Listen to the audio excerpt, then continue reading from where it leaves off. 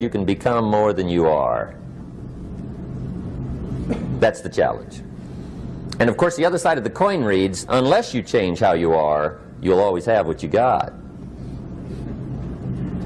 I have found in my experience that income does not far exceed personal development.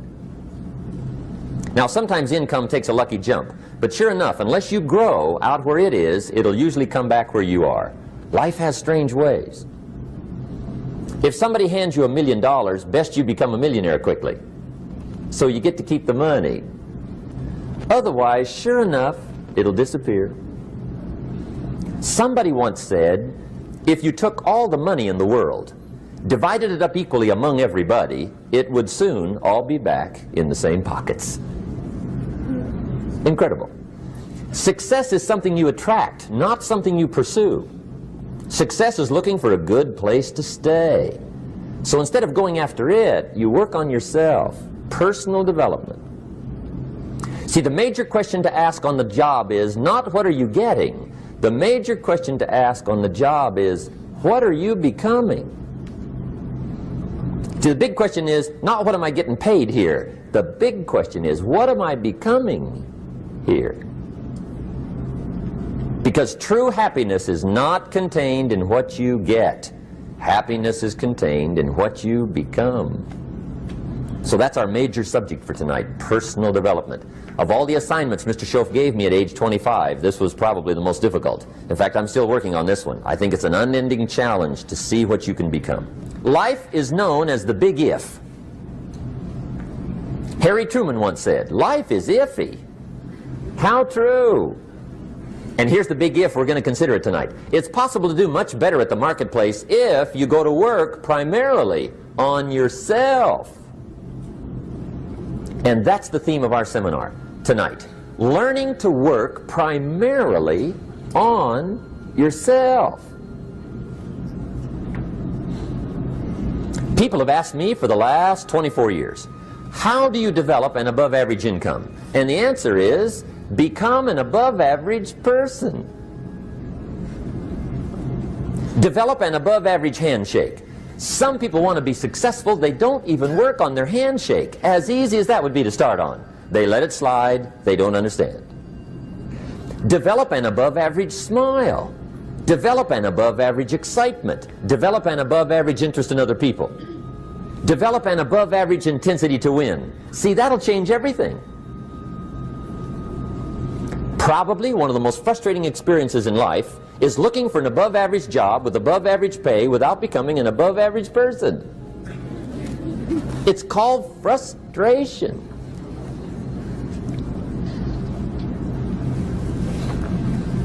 And Mr. Shoaff gave me probably the greatest clue he gave me when I first met him.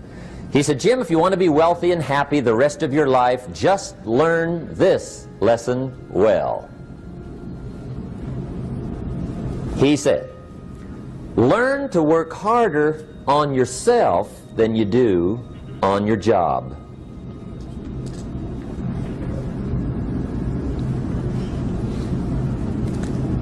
Then Mr. Shoaff gave me probably one of the most important clues among so many things he taught me, but this was in those early days.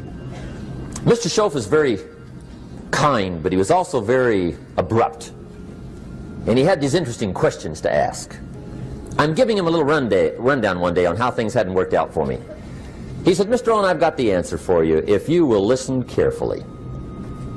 And listen carefully I did that day and for the next 5 years. If somebody's wealthy and happy, you gotta listen. He said, Jim, I've only known you a short time. But he said, it's already my honest opinion that for things to change for you, you got to change. That wasn't quite the answer I was looking for. But that's the answer he gave me, and I pass it along to you on this warm summer evening in Anaheim, California, 1981. For things to change for you, you've got to change. Otherwise, it isn't going to change. Before I met Mr. Shoaff, I used to say, I sure hope things will change. Right? That seemed to be my only hope. If it isn't going to change, I'm in serious trouble. And then I discovered it isn't going to change, so I'm in serious trouble.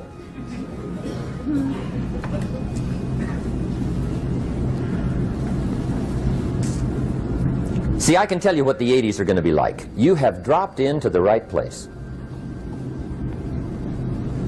I did a seminar one time for Standard Oil executives and management in Honolulu. And we're having a conference one day on this big conference table. And one of them said to me, Mr. Rohn, you know some fairly important people halfway around the world. What do you think the 80s are going to be like? I said, gentlemen, I do know the right people. I can tell you. So they all listened very carefully. And I said, gentlemen, based on my wide experience, I can really honestly say to you, in my opinion, in the 80s, it's going to be about like it's always been. Aren't you glad you came? That's inside. I don't pass that around just everywhere. Now, of course, I said that to make a point, but I also said it because it's accurate. It's going to be about like it's always been. It isn't going to change. The tide comes in, and then what? It goes out. For 6,500 years that we know of, recorded history, and probably long before that. So it is not going to change. It gets light, and then what? It turns dark. 6,500 years. See, it's not likely to change. And we're not to be startled by that. If the sun goes down, the guy says, what's happened, what's happened? It means he hasn't been here long, I guess, right? It always goes down about this time. The guy says, well, I don't like that arrangement. Well, you got to talk to somebody besides me, right? It gets light, then it turns dark. In rotation, the next season after fall is what? Winter.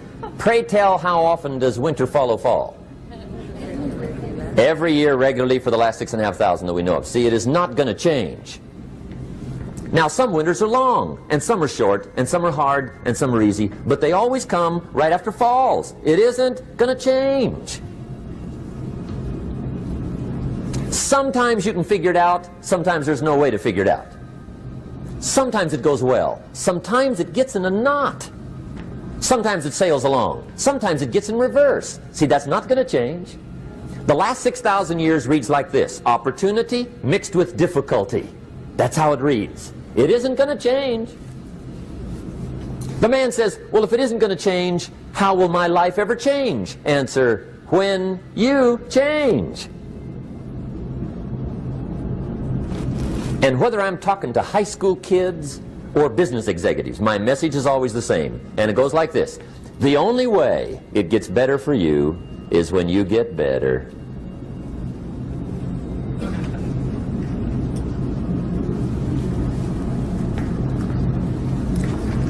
Let me give you the 4 major lessons in life to learn. Here's 4 majors. It's good to study the majors. In our weekend seminar we teach. Some people don't do well because they major in minor things. You've got to be on the lookout. At the end of every week, end of every month, you've got to check, make sure you're not spending major time on minor things. Okay, we go through that whole series. Majors and minors. Now, let me give you 2 phrases before we get to the 4 majors. This will set it up and you'll see where I'm going. 2 key phrases for your notes. Here's the first one. Life and business is like the changing seasons. That's the first phrase. Life and business is like the changing seasons. One of the best ways to describe life, it's like the seasons. Frank Sinatra sings, life is like the seasons. Now here's the second phrase. Very important. You cannot change the seasons, but you can change yourself. You can't change the seasons, but you can change yourself. And see, that's how life gets better for you, not by chance, but by change. Now here's the 4 major lessons in life to learn. I've got my first book finished, came out a couple of weeks ago. This is in it, the 4 major lessons in life to learn. Here they are. Number 1, learn how to handle the winters. That's lesson 1. They come right after falls with regularity. Some are long and some are short and some are hard and some are easy, but they keep coming. You must learn to handle the nights. They come right after days. You must learn to handle difficulty. It comes right after opportunity. You must learn to handle recessions. They always follow progressions for the last 6,000. See, it isn't going to change. The lesson you must learn is how to handle it. And there's all kinds of winters, right? The winter when you can't figure it out. The winter when it all goes smash. The winter when it turns belly up. The winter when it won't work, when you've run out of money and you've got a broken heart. See, those are winter times. There's all kinds. Economic winters, social winters, personal winters. When your heart is smashed in 1,000 pieces and the nights are unusually long, your prayers seem to go no higher than your head. It's wintertime. Barbra Streisand sings, "It used to be so natural to talk about forever, but used to be's don't count anymore. They just lay on the floor till we sweep them away. You don't sing me love songs, and you don't say you need me, and you don't bring me flowers anymore." A song of winter. But see, the disappointments come. Those are normal. That's part of life. But the question is, how do you handle it? How do you handle the coming winters and the disappointments and the down times? Well, you can't get rid of January by tearing it off the calendar. But here's what you can do. You can get stronger, you can get wiser, and you can get better. The winters won't change, but you can. And that's how life changes for you. See, before I understood, when it was winter, I used to wish it was summer. I didn't understand. When it was hard, I used to wish it was easy. I didn't know. And then Mr. Shoaff gave me a part of his very unique philosophy when he said, "Don't wish it was easier, wish you were better." See, that triggered my whole life change.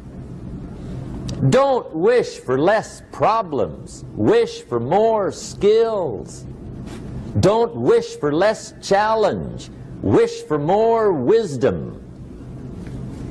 That's the key. So that's lesson one, learn how to handle the winters. Here's lesson two, learn how to take advantage of the spring. That's the second one. Spring is called opportunity. And spring follows winter. What a great place for it. If you were going to put it somewhere, that'd be the place to put it, right after winter.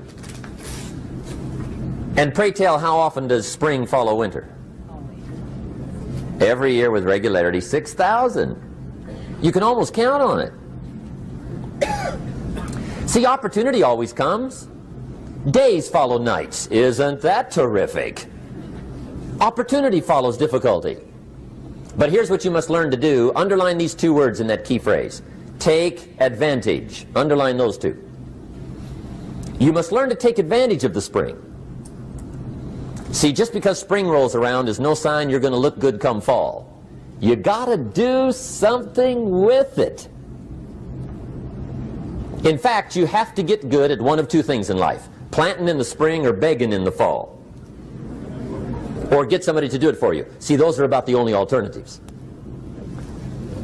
Now here's what else you must do. Take advantage of the springs quickly, because there's only a few. Just a handful of springs have been handed to each of us.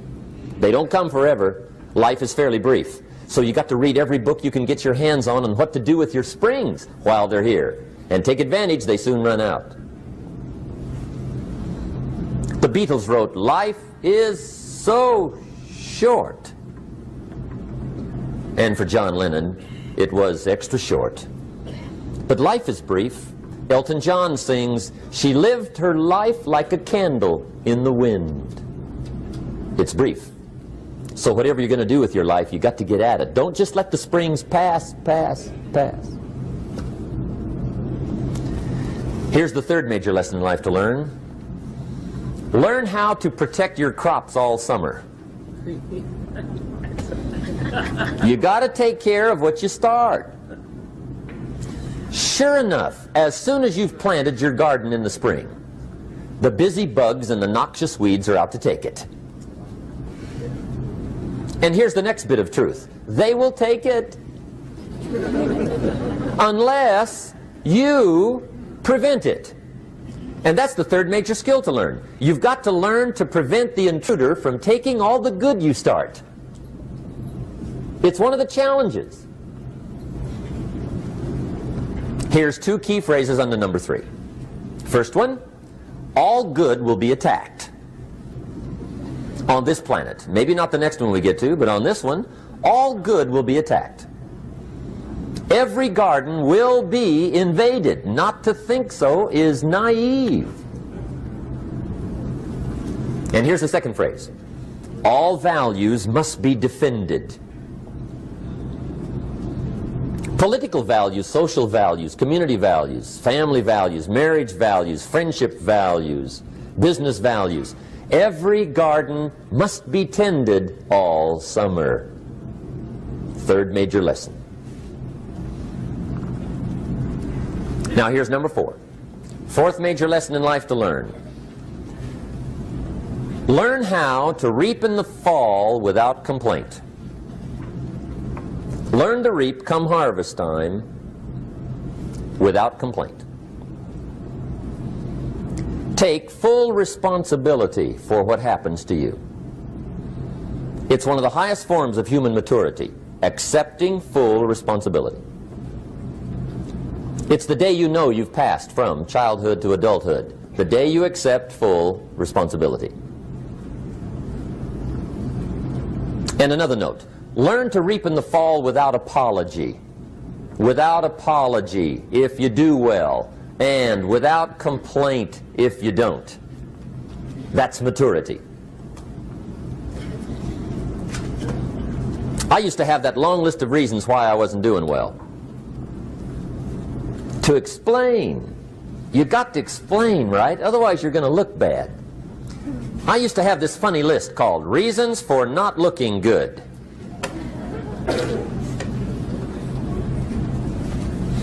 I used to blame the government. I mean, you can believe that or not. It was at the top of my list. I had a lecture second to none. The government. That was on my list.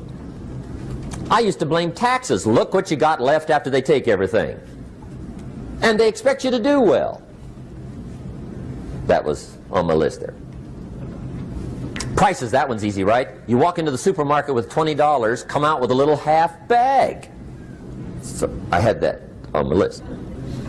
I used to blame the weather. I blamed the traffic. I used to blame my car. I blamed the manufacturers. I used to blame the company. I blamed company policy. I used to blame the training program. I blame my negative relatives. They were always putting me down. I blame my cynical neighbors. They're just selfish, looking out for themselves. Won't loan you money? They were on my list.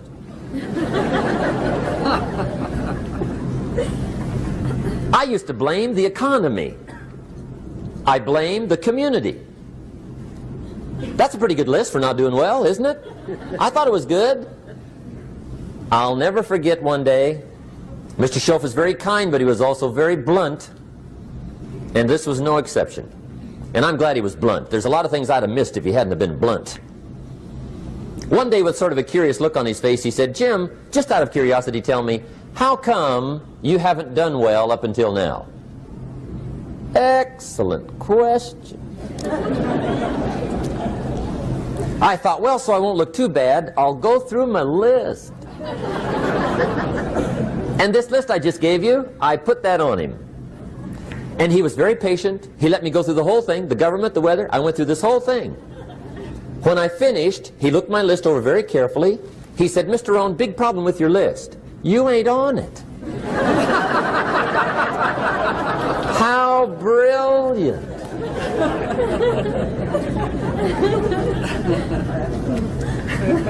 When I went to work for him a few months later, I learned very quickly to tear up my list, reasons for not doing well, and I threw it away. And I got me a fresh piece of paper. and I put one word on it. Me. There's a Black Heritage spiritual that says it's not my mother nor my father, nor my brother nor my sister, but it's me, oh Lord, standing in the need of prayer. See, I used to blame everything outside.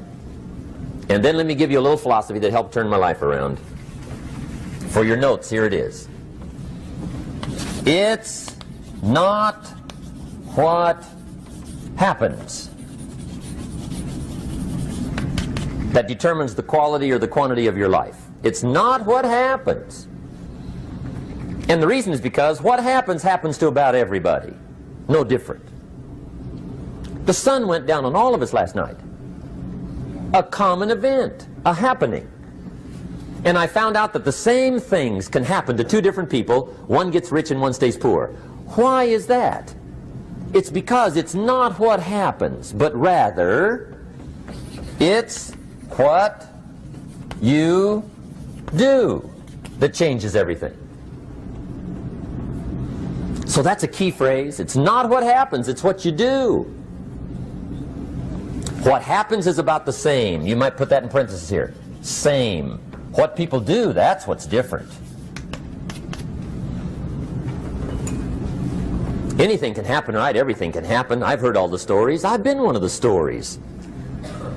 Hey, we could all tell stories all night long, right? Happenings.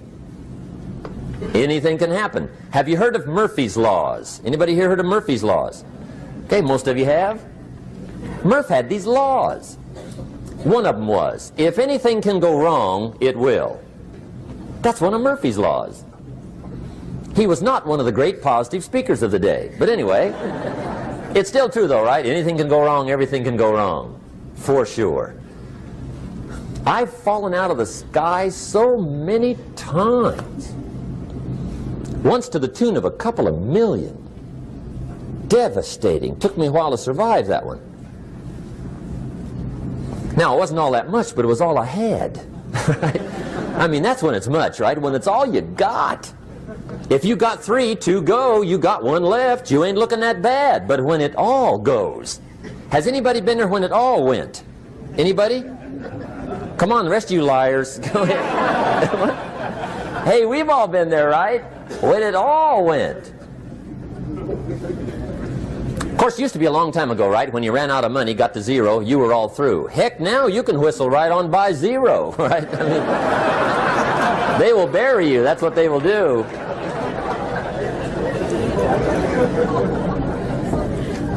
But see, those are the happenings, right? Everything can happen. Anything can happen. But it's not the happenings. It's what you do about it. Somebody says, yeah, but you don't understand the disappointments I've had. Come on. Everybody's had their share.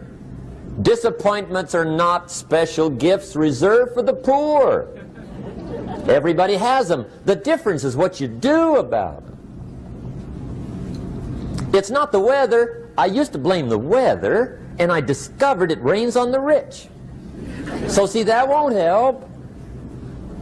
2 men wake up one morning, there's a rainstorm on. One of them looks out his window, sees the rainstorm, and he says, wow, what a storm. With weather like this, they can't expect you to go out and make sales. He stays home. Same morning, the other guy looks out his window, sees the same storm, says, wow, what a storm. But he says, you know what, with weather like this, what a great day to go out and make sales. Most everybody will probably be home, especially the salesman.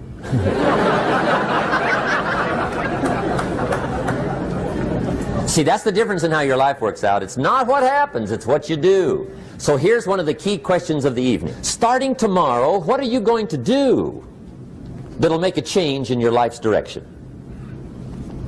Good question. What are you going to do starting tomorrow that'll make a difference? Now see, if you don't do something starting tomorrow that'll make a difference, guess what?